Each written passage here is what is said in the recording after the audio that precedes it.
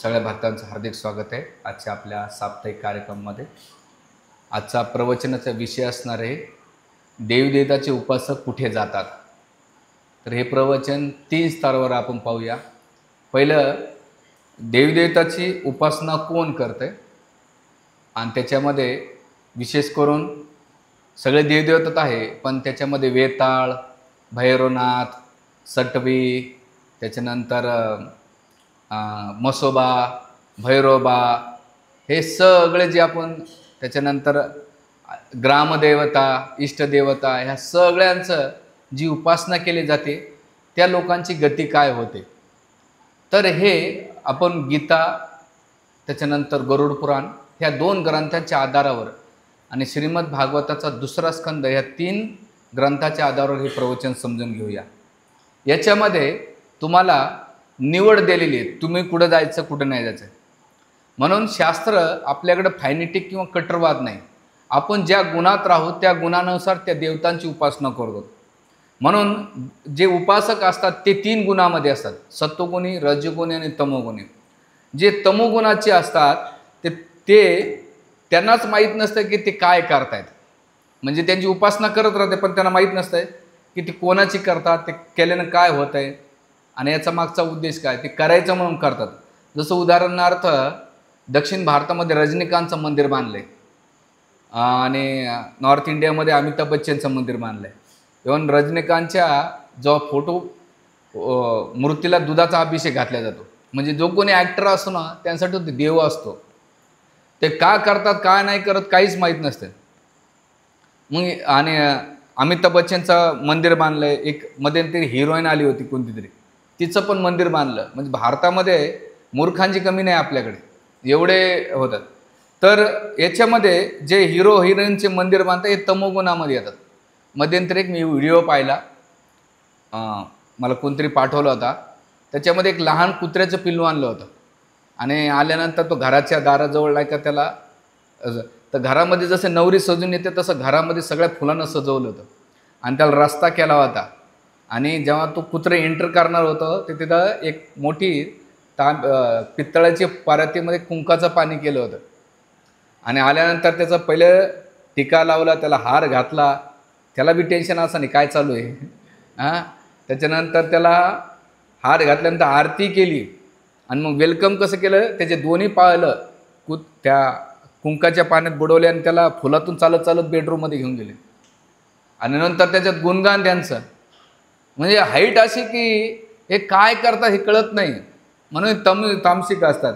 मग विशेष करून तमोगुणामध्ये वाहनाची पूजा करणार, जमिनीची पूजा करणार, वास्तूची पूजा करणार, हे तमोगुणामध्ये येतात। दुसरे गुण आहे रजोगुणी। रजोगुणी म्हणजे काहीतरी भौतिक इच्छा आधारावर नाही का उपासना करतात। जसं उदाहरण मी नेहमी देतो, आवळा द्यायचा भोपळा मागायचा, देवा तुला मी एवढा देतो आणि मला त्याच्या बदल्यामध्ये काय बरं भोपळा दे, किंवा कणभर द्यायचा आणि मनभर मागायची, ही जी वृत्ती असते ते याला म्हणतात नाही का भौतिक इच्छा ठेवून पूजापाठ करणं। आणि आपल्याकडे 80 ते 90% जो वर्ग आहे तो भौतिक इच्छा आधारावर नाही का उपासना करत असतो। आणि तिसरी आहे सत्वगुणी। सत्वगुणी म्हणजे जो देवदेवतांची उपासना करतात पण त्याच्यामध्ये सकाम कर्म, ज्ञानमिश्री किंवा त्याच्यामध्ये भौतिक इच्छा अच्छा ठेवून नाही का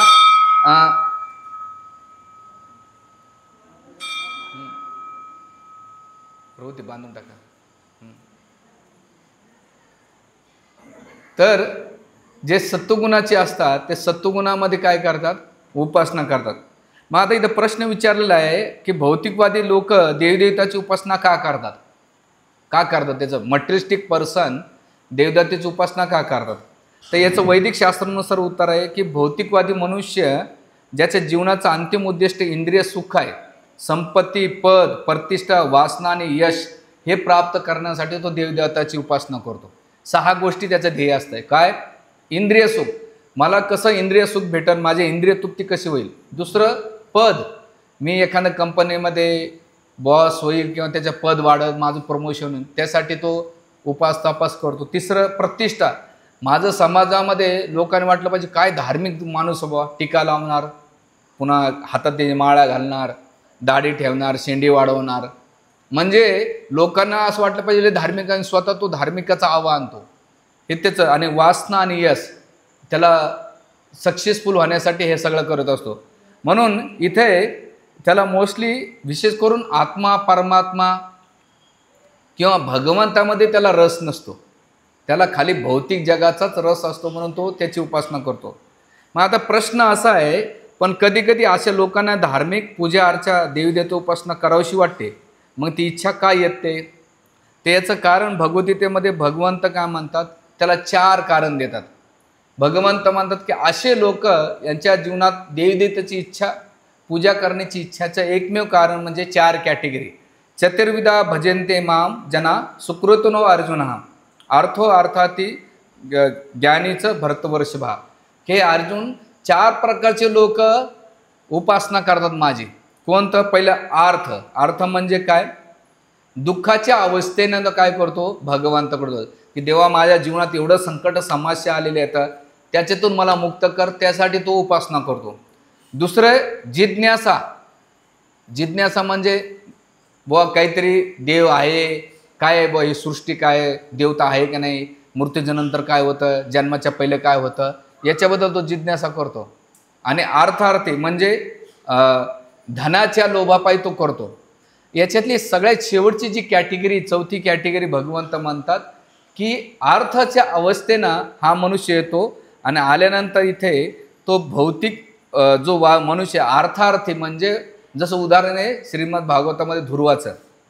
ध्रुव महाराज भगवंताकडे कशाला गेले की मला माझ्या वडिलांपेक्षा मोठं राज्य पाहिजे, त्यासाठी ते गेले. ते भगवंताचे नाही, पण भक्ती केल्यानंतर शुद्ध झाले. तसंच 2 प्रकारचे लोक भौतिकवादी असतात की ते भगवान विष्णूकडे जात नाहीत. का बरं जात नाही? व यांच्याकडे गेले तर लगेच भेटणार नाही. मग आपल्या कोण इच्छा पूर्ण करू शकतो?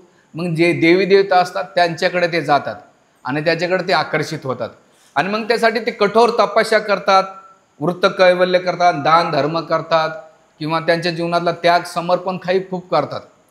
पण त्याच्यामागं अर्थ म्हणजे त्याच्यामागं काहीतरी त्याची हेतू, आकांक्षा ह्या भावनेनं तो करीत असतो. मग याच्या 3 गोष्टी असतात. ह्या देव माग पूजा करण्याच्या मागचा मेन हेतू असतो. कामना म्हणजे सकाम कर्म, आणि उपासना याच्यातून म्हणजे फायदा तोटा. जसं आपण कोणतीही नोकरी करतो किंवा व्यवसाय करतो त्याच्यामध्ये फायदा तोटा बघत राहतो, तसंच हे जे भौतिकवादी असतात, सकामकर्मी व्यक्ती असतात, ते काय करतात, भौतिक काय हे करतात. आणि मग भगवंत अशा व्यक्तींना म्हणतात कामस्तेस्ते हर्तज्ञाना प्रपदन्ते अन्नदेवता तम तम नियमास्त्वाय प्रकृता नियता स्वाया. ह्या श्लोकामध्ये म्हणतात कामस्तेस्ते हर्तज्ञान, यांची बुद्धी काय होते, कामानं ज्ञान हरल्या जाते. कामना म्हणजे इच्छा, आकांक्षा, भौतिक 6 गोष्टी. कोणत्या? ऐश्वर्य, पद, इच्छा, धन, त्याच्यानंतर प्रतिष्ठा आणि इंद्रिय भोग, इंद्रिय सुख हे पाहिजे. 6 गोष्टीसाठी तो काय करतो. आणि म्हणून कामस्तेस्ते हर्तज्ञाना प्रपदन्ते अन्नदेव, त्याचे ज्ञान हरून घेतलं जात आहे. वास्तविक त्याला ज्ञान कळत नाही, कारण काम इच्छा एवढ्या असतात स्ट्रॉंग की त्याला ज्ञान पडत नाही. मग तो काय करतो, प्रपदन्ते अन्य देवता म्हणजे अन्य देवतांना तो शरण जातो, आणि तम नियमास्त्वाय तो नियमाच्या अधीन राहून तो कार्य करतो, आणि प्रकृत नियता स्वया तो प्रकृतीमध्ये भटकत राहतो. भगवंत इथे क्लिअर करतात. म्हणून भगवंत पुढच्या श्लोकामध्ये म्हणतात असे लोक जेव्हा देवदेवताची उपासना करतात त्यांच्या विश्वासाला किंवा त्याच्या फेतला तोडलं नाही पाहिजे. बऱ्याच वेळा जे काही प्रवक्ते असतात ते लोकांच्या श्रद्धेला तोडायचं काम करतात. तर भगवंत म्हणतात की डायरेक्टली इनडायरेक्टली ती माझीच उपासना करतायत, आणि दुसरं ते काही न करण्यापेक्षा ते काहीतरी करतायत, त्यासाठी त्यांची जी उपासना आहे ती अप्रत्यक्षपणे ती माझ्याकडे येते आहे, माझ्याकडेच येणार आहे. म्हणून त्यांच्या श्रद्धेला तोडू नका, त्यांना त्यांच्या लेवलला करू द्या. का? तर त्यांचे 2 गोष्टी असतात, कामस्ते हर्तज्ञाना, त्यांनी काम इच्छा आणि ज्ञान हरल्यामुळं ते अन्य देवताची उपासना करतात. आणि हे केल्यानंतर भगवंत म्हणतात याचं एक मन, गीतेचा 3रा अध्याय श्लोक नंबर 10 मध्ये भगवंत कामद्रूप, मेन केंद्रबिंदू काय असतं, कामद्रूप. त्यांना काही नसतं, एकच टार्गेट असतं, ह्या जगामध्ये मला कसा आनंद भेटन, मी किती वर्ष चांगला जगेल, ह्या जगातलं माझं साम्राज्य कसं वाढेल, मला पद कसं भेटल, सम्मान, ह्या गोष्टीसाठी तो मरमर करतो. म्हणून भगवंत म्हणतात की कामद्रुक ह्या शब्दाचा अर्थ त्याची इच्छासाठी त्याला ते करू द्या. आणि मग भगवंत इथे मोस्टली देवदेवतेच्या उपासनावर टीका नाही करत, तर त्यांच्या उपासकावर टीका करतात. का करतात की हे लोक देवदेवताकडे काय मागायला पाहिजे आणि काय न मागता, तर त्याची जी इच्छा आहे त्याची टीका गीतामध्ये केलेली आहे. देवदेवताची कुठंच निंदा नाही केली आपल्या शास्त्रामध्ये. पण जे अर्धवट ज्ञानाचे लोक असतात ते देवदेवताच्या पूजेची निंदा करतात. म्हणून विशेष करून जे आपण साधक वर्ग आहोत आणि आपण भक्ती करण्याचा प्रयत्न करतो, तर कोणी देवदेवताची आपण निंदा करता कामा नये, त्यांना अनादर करता कामा नये. त्यांना मान सन्मान आदर देता आला पाहिजे. त्यांचे आशीर्वाद घेऊन, त्यांची कृपा घेऊन आपण भगवंताकडे गेलं पाहिजे. असं केल्यानंतर भगवंत मंडक उपनिषदामध्ये कर्मकांडाच्या प्रभावामुळे ते करतात विशेष करून. तर भगवंत म्हणतो अविद्या मे अंतरे वर्तमान स्वयाधिरा पंडिता मन्यमानाना अंधेव नैव नियमाना यथा अंधा. अंध भावने झाल्यामुळं त्यांना ते ज्ञान पच्ची पडत नाही. तर अशा लोकांना विशेष करून मंडक उपनिषद म्हटलेले की त्यांचा विश्वास नका तोडू, ते अंधकार असल्यामुळं त्यांना ते करू द्या. आणि मग केल्यानंतर भगवंत त्यांना हे माहीत नाही की ते फळ कसं आहे, तात्पुरतं आहे, टेम्पररी आहे. तर याचंच भगवंत गीतेचं 7वां अध्याय श्लोक नंबर 23 मध्ये म्हणतात अंतुवंतो फलम तेषा तदत अल्पमेधसाम देवदेवयंती मद भक्त यांती माम. भगवंत म्हणतात की अंतुवंत फलम तेषा तद्व भक्त अल्पमेधसाम. हे अल्पबुद्धीचे लोक आहेत, त्यांचं फळ कसं आहे, ह्या फळाचा एक दिवस नाश होणार आहे. म्हणजे 2 मार्ग आहेत पहा, एक कर्मकांडाचा मार्ग आहे आणि एक भक्ती मार्ग आहे. ह्या 2 फॅक्टरी तुम्ही तुमच्या जीवनात चालू केली, तर कर्मकांडाच्या फॅक्टरीमध्ये तुम्ही श्रावण सोमवार करा, संकट चतुर्थी करा, त्याच्यानंतर श्रावण महिना करा, उपास तापास केलं की तुमच्या फॅक्टरीमध्ये काय होत आहे, ही जी कर्मकांडाची फॅक्टरीचा रिझल्ट लगेच दिसतो. असं सत्यनारायणाची पूजा, ही पूजा ती पूजा, किंवा नवरात्रीमध्ये बिना चपला चालणं, खडीसाखर शेंगदाणे खाऊन नाही का दिवस काढणं, त्या कर्मकांडाच्या फॅक्टरीचा रिझल्ट असा दिसतो तुम्हाला, असा दिसत राहतो. आणि भक्ती मार्गाचा जो कंपनी असते ना, तिच्यामध्ये तुम्ही माळा करा, ग्रंथ वाचा, तीर्थयात्रा करा, तुम्हाला त्याच्यात जेवढा रिझल्ट पाहिजे तेवढा दिसत नाही. पण कर्मकांडामध्ये लगेच दिसतो. म्हणून लोक भक्तीमध्ये येत नाही जास्त. ते म्हणतात ते लगेच चमत्काराला नमस्कार असतो. आपल्याकडे चमत्कार नमस्कार नाही आहे. चमत्कार एकच आहे, आपल्या स्वतःला बदलणे, आणि ते सगळ्यात कठीण आहे. म्हणून ह्या 2 फॅक्टरी काय करतात, रिझल्ट देतात आणि मग तुम्हाला जे पाहिजे ते ही कर्मकांडाची फॅक्टरी देत राहते. पण जेव्हा मृत्यू येतो ना, तर कर्मकांडाची फॅक्टरी काय होते, कोलॅप्स होऊन जाते, ती काही कामाची नसते. मृत्यूच्या नंतर भक्तीची जी कंपनी आहे ती तुम्हाला सपोर्टिंग राहते, ती तुमच्यासोबत येते आणि ती भगवंताकडे ती कंपनी घेऊन जाऊ शकते. कर्मकांड काय करताय, तुम्हाला भौतिक इच्छा पूर्ण करून त्या शरीराच्या संदर्भात, आणि भक्ती काय करते, ती भगवंताकडे घेऊन जाते. आता याच्यात तुम्हाला ठरवायचं की तुम्हाला कोणती कंपनी घ्यायची का दोन्ही कंपन्या. आज मी भक्तीत आल्यानंतर बऱ्याच वेळा लोक काय करतात माहिती आहे का, देवाकडे आल्यानंतर कर्मकांडाची जी भावना आहे ती जात नाही. म्हणजे जप करताना त्यांची भावना काय असते, मला पुण्य प्राप्त हो, माझ्या घरात सुख शांती प्राप्त हो, अशा भावना असते. तर तिथे जर तुमची ती इच्छा आकांक्षा असेल तर ती भक्ती तुम्हाला तीच देणार आहे. पण तुमच्या भक्तीमध्ये मला केवळ भगवंत पाहिजे, तर ती भक्ती तुम्हाला भगवंताकडे घेऊन जाते.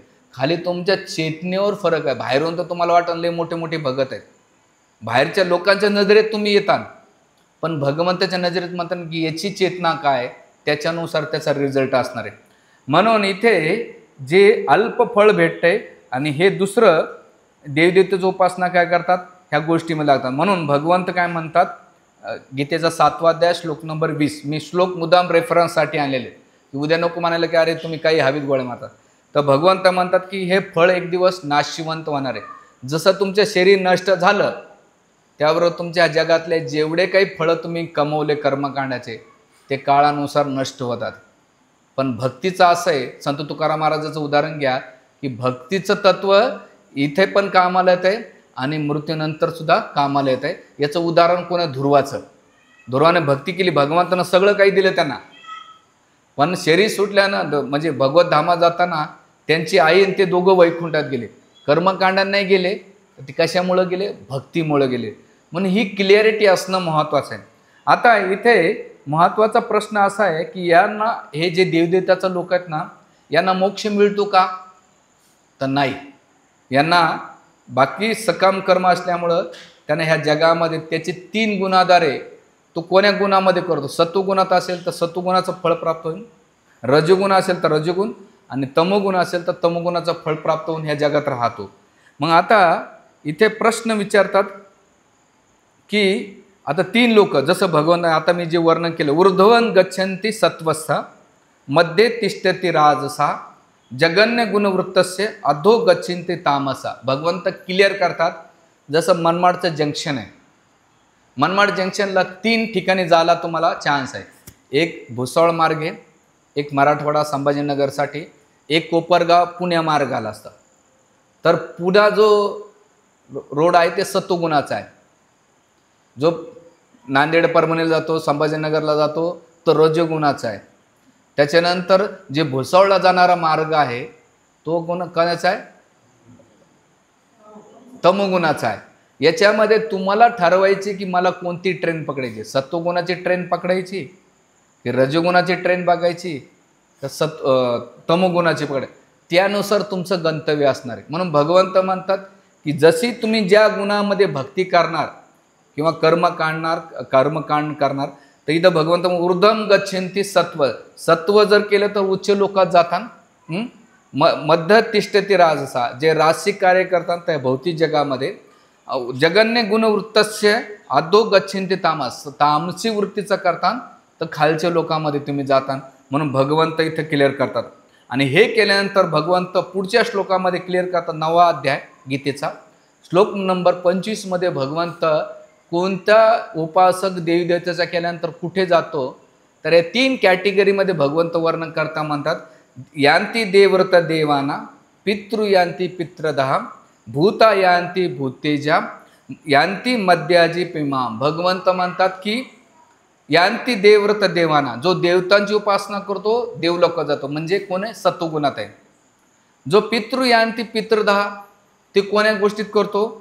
रजगुणामध्ये करतो, म्हणजे पितृलोकात जातो. आणि जे भूत यांती भूतेजा, जे भूत प्रेत्यांची पूजा करतात ते भूत योनीत जातात. पण मध्याजी माम, जो माझी उपासना करतात ते माझ्या लोकात जातात. आता भगवंताची भक्ती कोणती येते? तर सत्वगुणाच्या पलीकडे विशुद्ध सत्वामध्ये येते. त्याला वासुदेव तत्व किंवा वासुदेव विशुद्ध तत्व असं म्हटलं जाते. त्यानुसार जाते.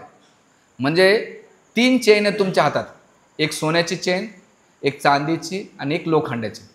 जी सोन्याची चेन आहे ती कशाची? सत्वगुणाची. जी चांदीची आहे ती रजगुणाची. आणि जी लोखंडाची आहे ती कशाची आहे? कशाची? लोखंडाची, तमोगुणाची. या 3 चेननं बांधलं तर बांधल्या जाणार आहे, पण या चेनीच्या पलीकडे आपण मुक्त झालं पाहिजे. मग आता इथं प्रश्न आहे, ह्या 3 कॅटेगरीमध्ये देवता येतात, एक तर रजगुण, तमोगुण, सत्वगुण. आणि भगवंत हे 3 कॅटेगरी म्हणतात की तुम्ही ज्या ज्या देवतांची करणार त्या त्या लोकांना तुम्ही जाता.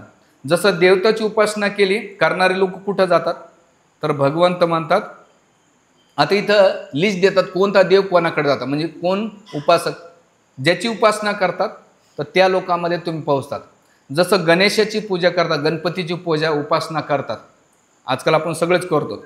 आता नवरात्र आपल्या गणपतीचा येऊन जाईल, त्याच्यामध्ये किंवा 12 महिने उपासना, मुद्गल पुराण वाचणं, संकट चतुर्थी धरणं, किंवा विघ्ननाशक न किंवा माझ्याजवळ सुख शांती प्राप्त व्हा.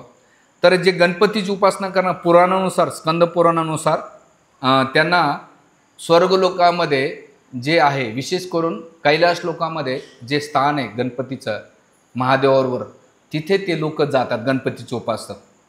दुसरं स्कंद पुराणानुसार जे सरस्वती आहे, जी विद्याची देवता आहे, जसं मराठवाड्यामध्ये नांदेडपासून 45 किलोमीटरवर बासर म्हणून भारतातलं एकमेव ठिकाण आहे सरस्वती देवीचं. तो लोक विद्या आरंभ करण्यासाठी किंवा कायमस्वरूपी त्यांना सक्सेस प्राप्त होण्यासाठी सरस्वतीची पूजा करतात. तर जे सरस्वतीची उपासना करतात विद्यासाठी, ज्ञानासाठी, बुद्धीसाठी, तर ते लोक ब्रह्मलोक, कारण की ब्रह्माजीची पत्नी वागेश्वरी, सरस्वती पत्नी म्हणून ब्रह्मलोकात जातात. पण त्याच्यामध्ये कसं आहे, भक्ती त्यांची उपासना खूप स्ट्रॉंग असेल. आपण कधी अमावस्या पौर्णिमाला केलेलं नाही जात बरं. म्हणजे तुम्ही जेवढं स्ट्रॉंग जी गोष्ट करणार त्यानुसार ते रिझल्ट असणार आहे. म्हणजे सरस्वती देवलोकांचा ना, जी लक्ष्मी आहे वैकुंठात जात नाही, त्याच्यामध्ये 2 प्रकारच्या लक्ष्मी आहेत. तुम्ही एकट्या लक्ष्मीची उपासना करता तर ती घुबडावर बसून येते, आणि दुसरी लक्ष्मी गरुडावर बसून येते. जी नारायणासोबत येते, नारायण गरुडावर बसून येते. तर भगवान विष्णूसोबत जो उपासना करतो लक्ष्मीची, आणि नारायणाला प्रसन्न करण्यासाठी त्या लक्ष्मीची उपासना करतात, तो वैकुंठ लोकात जातात. आणि जी घुबडावर बसून येते तिला म्हणतात उल्लू का पठ्ठा. म्हणजे जे लक्ष्मीची पूजा करतात, जे उल्लूवर बसते, हिंदीमध्ये त्याला उल्लू म्हणतात, मराठीमध्ये घुबड म्हणतात. मराठवाड्यामध्ये एक शब्द घुबडा, आईले रागवले तो घुबडा. तर ती घुबडावर बसून येते.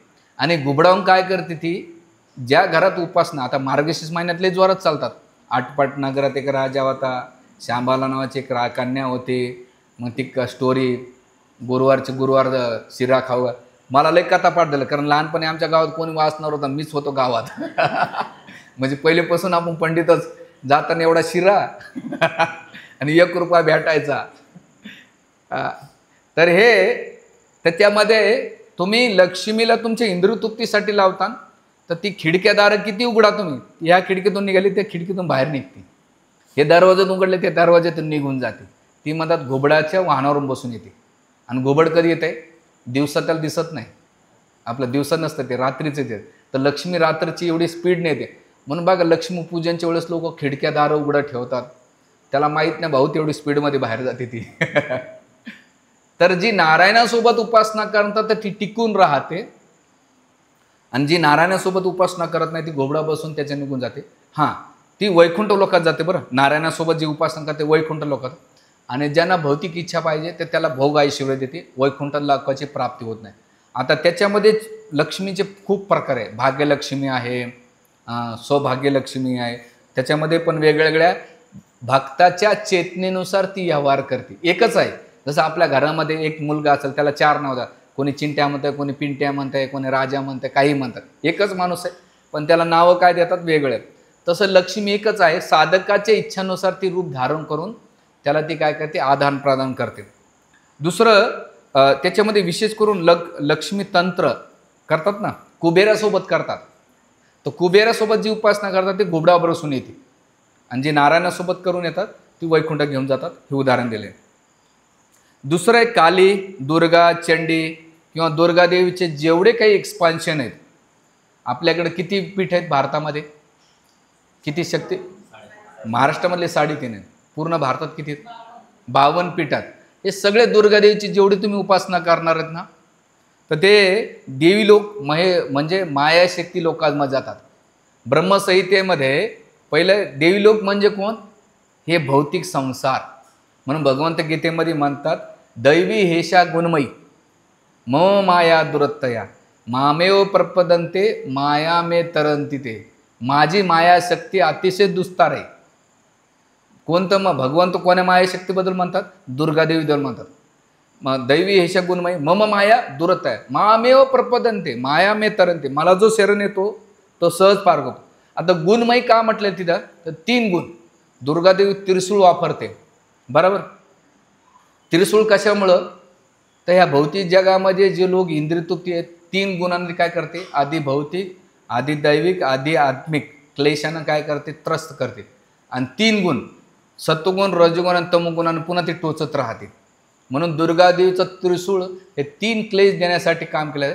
तर ह्या भौतिक संसारामध्ये जो दुर्गादेवीची उपासना करतात किंवा त्यांना सर्व काही मानतात, मग त्यासाठी 9 चंडी यज्ञ करणं, शतचंडी करणं, पुन्हा 1000 सहस्र चंडी यज्ञ करणं, वारंवार कर्मकांड. मग त्या कारण दुर्गादेवी काय करते, फास्ट रिझल्ट देते.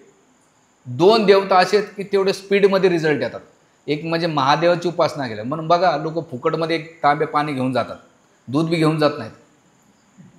आणि भोलेनाथ बिचारे थंडीच्या दिवसात कुडकुडताना हा बघतात, एक पाणी वाचणार आणि काय मागणार, भरवसाच नाही. हा बघा इथं महादेवाच्या किती मंदिरात गर्दी आहे. इथं कारण इथं काही भेटत नाही, एक केळाचा तुकडा भेटतो, ते बी आरती नंतर. तर हे दुर्गादेवीच्या माया लोक जातात. त्याच्यानंतर जे महादेवाची उपासना करतात, तर महादेवाची 2 कॅटेगरीमध्ये मोडल्या जातात. एक पहिली कॅटेगरी, याचं वर्णन शिवपुराणामध्ये येत आहे. ते म्हणतात की भौतिक इच्छा केली तर तुम्हाला भौतिक वस्तू प्रदान करतात महादेव, पण तुम्ही निष्काम महादेवाची उपासना करता तर त्यांच्या कैलास लोकांमध्ये त्यांची प्राप्ती होती. म्हणजे महादेव पण बघतात की हे कशासाठी करतोय. म्हणजे तुम्ही बाहेरून तुम्ही ती स्पिरिच्युअल ॲक्टिव्हिटी खूप करतायत, तुम्ही एक्सटर्नल पाहिले तर स्पिरिच्युअल ॲक्टिव्हिटी खूप करतात, पण इंटरनल मेंटल लेवलला जे ईश्वर आहे ते तुमच्या चेतनेवर नाही का बघतात, खूप निर्भर आहे. म्हणून अध्यात्माची कोणतीही प्रॅक्टिस हे बाह्य नाही तर चेतनेवर आधारित आहे. लक्षात येतं तुमच्या. म्हणून ह्या दोन्ही मान्यता आणि याचं प्रमाण विशेष करून शिवपुराणामध्ये कैलास लोकांमध्ये त्याची प्राप्ती होतात. जे हनुमानची उपासना करतात, आता हनुमानजीची उपासना कशासाठी करतात लोक, शनी लागू नये म्हणून एक एवढंसं तेल उडदाचे मीठ मिक्स करून आणि रुईची माळा घालतात, प्रॉब्लेम सॉल्व्ह व्हावा. पण हनुमानाला काय आवडतं कोणीच विचार करत नाही. तर हनुमानजी काय करतात, बाबा ठीक आहे ना, तुझ्या जीवनातले संकट काढायचे मी ती काढतो. पण हनुमानांच्या मंदिरात जाऊन जर तुम्ही रामनामाचा जप केला तर किम पुरुष श्रीमद भागवताच्या 3ऱ्या स्कंदामध्ये जिथं भगवान रामचंद्र निवास करतात, साकेत धाम आहे, तर हनुमानजी स्वतः त्या साधकाला आपल्यासोबत घेऊन जातात साकेत धामामध्ये. म्हणजे आता तुमच्या घरात श्रीमंत व्यक्ती आहे, तुम्ही डायरेक्ट येऊ देणार नाही, पण तुमच्या मुलाशी मैत्री केली तर काय होईल, तर मित्र म्हणून चल ना माझ्यासोबत माझ्या घरात, तर मुलाबरोबर काय करते, त्याच्या मित्राला पण काय करते, आतमध्ये घेते. तसंच भगवान रामचंद्र कोणत्याही भक्ताला सहजासहजी घेत नाहीत, पण त्यांच्या भक्तांना रेकमेंड केलं. म्हणून आपण दिंडीमध्ये गेलो तर लोक 2 नावाचाच उच्चार करतात, ज्ञानबा तुकाराम, ज्ञानबा तुकाराम. का बरं करतात, त्यांना माहीत आहे ह्या 2 संतांचा आश्रय घेतला तर कदाचित आपल्याला पांडुरंग बघतील म्हणून त्याचं नाव घेतात. तसंच हनुमानजी तुम्ही हनुमान चालीसा वाचा किंवा रामरक्षा स्तोत्र वाचा तर त्याची प्राप्ती होती. आणि याचं वर्णन आहे रामायण आणि स्कंद पुराणामध्ये. आणि विशेष करून याच्यामध्ये वैकुंठ शिवलोक आणि साकेत धामाचं वर्णन त्याच्या चेतनेनुसार त्याला प्राप्त होते. जे कार्तिकी आहे स्कंद पुराणानुसार स्वर्गलोकाची प्राप्ती होती, जे कार्तिकेची उपासना करतात. जी पार्वती आहे दुर्गादेवी पार्वतीमध्ये, तर ती शिवपुराणानुसार कैलास लोकाची प्राप्ती करते. जे इंद्राची उपासना करतात, ज्यांना सुंदर पत्नी पाहिजे, इंद्रिय वासना पाहिजे, तर त्यांना स्वर्गलोकाची प्राप्ती होते. याचं वर्णन ऋग्वेदामध्ये आणि ब्रह्मांड पुराणामध्ये दिलेले. मुद्दाम रेफरन्स साईट हे प्रवचन करण्यासाठी मी 2.5 महिने घेतले. म्हणजे इकून तिकून रेफरन्स येतात का, इकून भेटतं का, तिकून भेटतंय, सगळं काढून काढून दिलेले, कुठेही हवेत गोळ्या नाहीत. लक्षात आलं का. त्याच्यानंतर जे सूर्यदेवाची उपासना करतात तर त्यांना ह्या भौतिक जगात चांगलं आरोग्य प्राप्त होतं आहे, म्हणून लोक सकाळी एक तांब्या पाणी अर्पण करतात. कशासाठी, ती आरोग्य प्रदान करत आहे. आणि दुसरं विद्या प्राप्त होती. हनुमानजीचे गुरु कोण होते, सूर्यदेव होते. तर अशा सूर्यदेवाची उपासना कोणी करेल तर त्याला सूर्यलोकाची प्राप्ती होते. जे चंद्रलोक आहे त्या चंद्रलोकांची उपासना करतात तर चंद्रलोकाची प्राप्ती होते.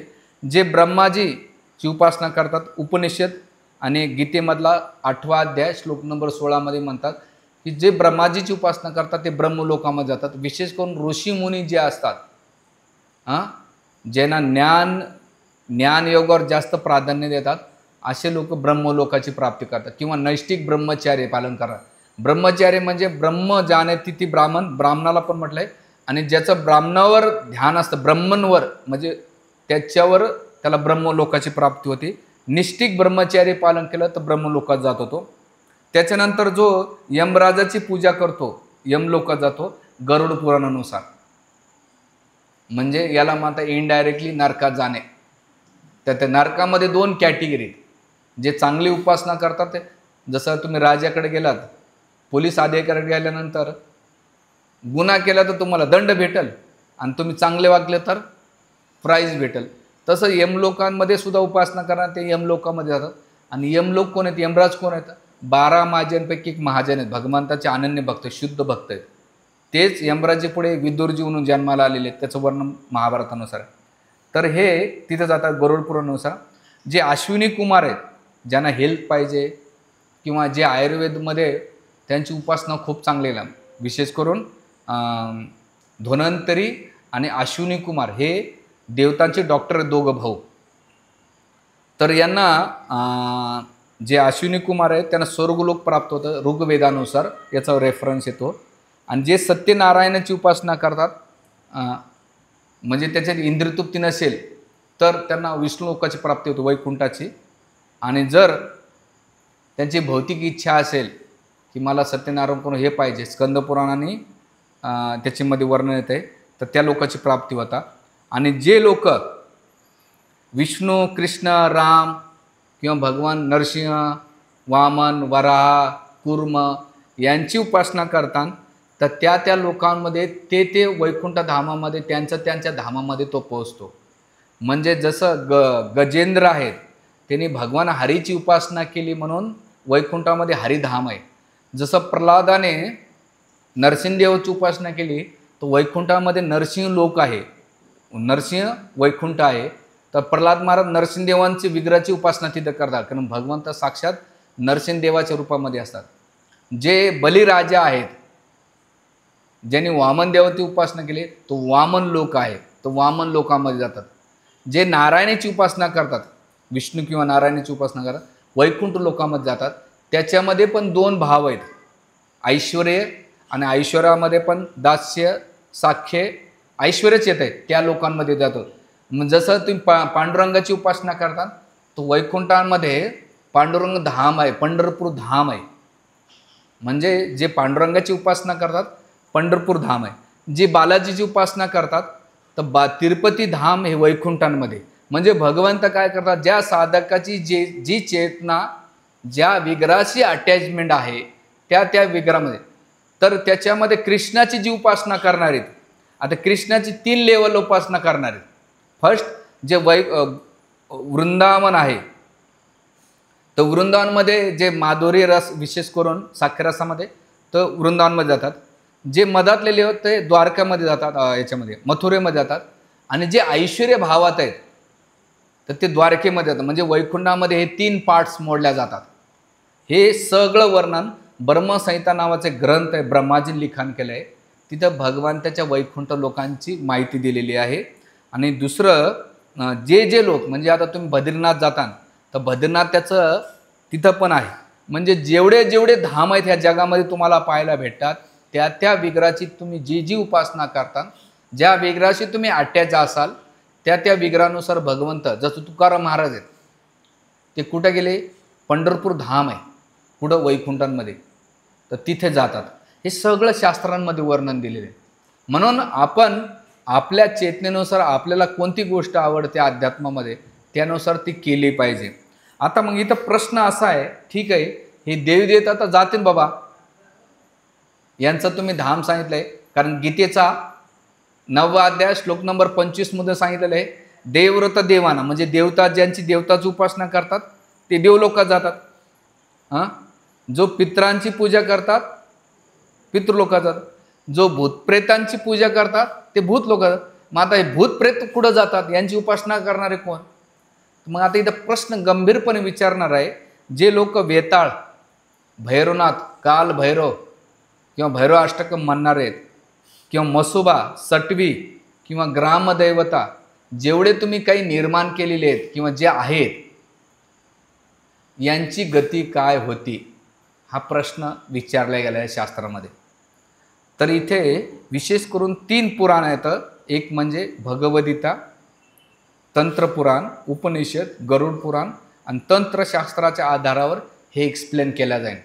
पहिलं म्हणजे प्रथम समजून घ्यावा हे देवता व त्यांची शक्ती. हे आता हे जे मी नावं घेतले यांची कॅटेगरीज करू आपण. याचे 3 कॅटेगरीजमध्ये मोडल्या जातात, यांचं नाव, स्वरूप आणि श्रेणी. आणि जे वेताळ येतात तर वेताळ हे भूतांचे राजे आहेत, जे भूतरूप शक्ती आहे त्यांचे गणाचे ते अधिपती आहेत वेताळ. तुम्ही विक्रम बेताळची कथा ऐकली असेल बघा, ऐकलं का? तर हे वेताळ आहे ना भूत प्रेताच्या कॅटेगरीमध्ये. आता जे भैरवनाथ आहे, काल भैरव, भैरवनाथ, खंडोबा किंवा जे काही शिवाचे येतात त्याच्यामध्ये शिवाचं उग्र रूप म्हणून किंवा तांत्रिक देवता म्हणून पाहिल्या जाते. जे खंडोबा झालं, त्याचं भैरोबा झालं, काल भैरव झालं. तुम्ही उज्जैनला जातात, महाकाल आहे, तर तिथं भैरवनाथचं मंदिर, दारू अर्पण केलं जाते. तर ती कॅटेगरी येते. आणि याच्यामध्ये तिसरी कॅटेगरी आहे जे भूत प्रेतांची करतात. यांना अयोगी मृत्यू पावलेले लोक जे सुसाईड करतात किंवा त्यांच्या जीवनामध्ये असंतोषयुक्त आत्मा असतात ना, म्हणजे असंतुष्ट जीवात्मा असतात, असे लोक नाही का भूत प्रेतांच्या योनीला जातात. आणि जे मसोबा असतात, मसोबाची वर्शिप करणारे, ते ग्रामसंरक्षक शक्ती, स्थानिक तांत्रिक शक्ती यांचं पुराणामध्ये, वेदांमध्ये कुठेही वर्णन नाही मसोबाच्या बाबतीत. दुसरं सटवी ही स्थानिक दिव्य बालकाचं रक्षण करणे म्हणून 21 दिवस किंवा 12 दिवस झाले सटवीच्या पायाबळाला सांगितल्या जाते. तर ती ग्रामदेवता म्हटल्या जाते. आणि विशेष करून हे देवता असतात. पण हे सगळे लोक काय म्हणतात, गीतेच्या 9वा अध्याय श्लोक नंबर 26 मध्ये भगवंत म्हणतात की भूतप्रेत, वेताळ, यक्ष, राक्षस, ग्रामदेवता यांसारखे भूत शक्ती पूजा करणारे लोक भूत लोकात म्हणजे प्रेत लोकात जातात. गीतेच्या भूतेजा हा शब्द वापरला. कोण जात आहे? भूतप्रेत, वेताळ, यक्ष, राक्षस, ग्रामदेवता, मसोबा हे सगळे कुठे जातात? भूत लोकात जातात, भूत प्रेतांच्या योनीमध्ये जातात. यांना काल्पिक किंवा वेताळ पूजा म्हटल्या जाते. म्हणजे निम्न स्तरात प्रेत लोक किंवा पिशाच गतीत प्राप्त होतात ही लोक, यांची उपासना करणारे. ठीक आहे. आता याचं रेफरन्स काय आहे तर गरुड पुराणाच्या उत्तरखंडामध्ये श्लोक नंबर आहे, धर्मराजाचं वचन आहे, ये पिशाच आदिकने यज्ञे संपूजिती मोहिता स नर तामसी स्थाने प्रेतभावे निवाजिते. ह्या श्लोकानुसार, उत्तरखंडाच्या श्लोकानुसार म्हणतात की जे भूत प्रेतांची, यक्षकाशी, राक्षसाची किंवा ह्या देवतांची उपासना करतात ते लोक भूत प्रेतांच्या योनीमध्ये त्यांना प्राप्त होतंय. म्हणून आपण जी वर्शिप करतोय त्याच्यामध्ये क्लिअरिटी असली पाहिजे की मी कोण्या गुणा. आणि ही सगळी वर्शिप जी पूजा आहे ती तामसिक पद्धतीने केल्या जाते. आणि याच्यामध्ये 3 गोष्टी असतात, मांस, मदिरा आणि मदराक्षी.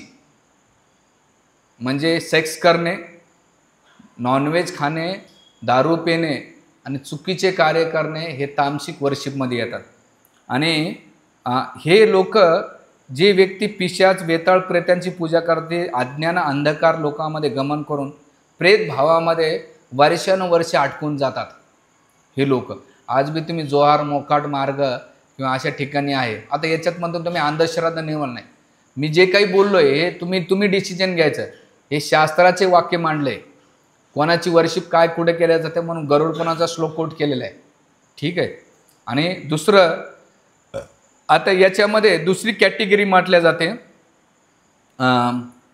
हे जे उपासक आहेत यांची गती आहे ना प्रेत योनीमध्ये जाते, भूत.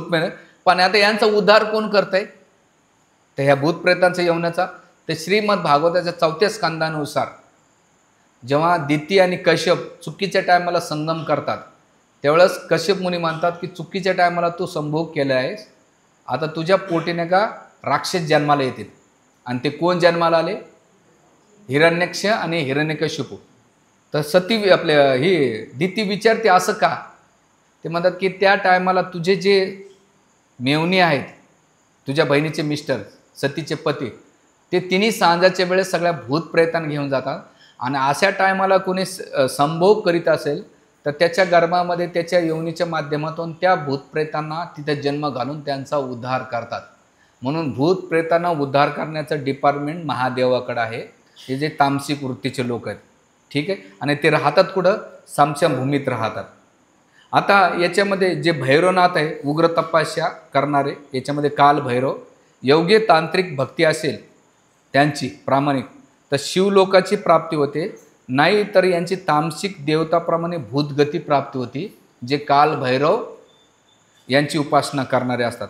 किंवा हे भूत प्रेताच्या अधोगामी आत्मा प्रेत लोक किंवा पुनर्जन्म यांचा होतो, पण पुनर्जन्म कुठं होतो? तामसिक वृत्तीमध्ये होतो, असं गरुड पुराणामध्ये याचं वर्णन येते. हां. आणि दुसरं राहिलं आता सटवाईच्या बाबतीत सांगतात, सत्व तम मिश्र प्रभाव ह्या ग्रामदेवतांमध्ये असतात, पण काही सात्विक फळ पण मोक्ष नाही देऊ शकत. हे सात्विक फळ तुम्हाला भेटेल पण मोक्ष प्राप्त भेटत नाही. जे तुमच्या प्रॉब्लेम्स आहे ते सॉल्व होऊ शकतात, असं इथं वर्णन केलेलं आहे. म्हणून आपण इथे महत्त्वाचं आहे की आपण कोण्या गुणावर कार्य करतो त्याच्यानुसार रिझल्ट असणार आहे. ऊर्ध्वं गच्छन्ति सत्वसा, मध्य तिष्ठति राजसा, अधो गच्छन्ति तामसा. जे सत्वगुणात करतात तर सत्वलोकात जातात, जे रजोगुण करतात त्या भौतिक संसारामध्ये येतात, आणि तामसिक करतात तर तामसिक लोक जातात. म्हणून प्रत्येकाला जर मोक्ष प्राप्ती करायचं असेल तर यांना ह्या देवदेवताच्या मोक्ष प्राप्ती किंवा परमगती प्राप्त होत नाही. तर तुम्हाला मोक्ष पाहिजे असेल तर सगळ्यात महत्त्वाचं आहे की तुम्हाला भगवद्गीतेमध्ये भगवंत म्हणतात की सर्व धर्मान परित्यज्य मामेकम शरणं व्रज अहं तं सर्व पापेभ्यो मोक्ष्यामि मा शुच. तो सर्व धर्माचा त्याग कर, मला शरण ये. भगवंत इथं अर्जुनला म्हणतात भयभीत होऊ नकोस.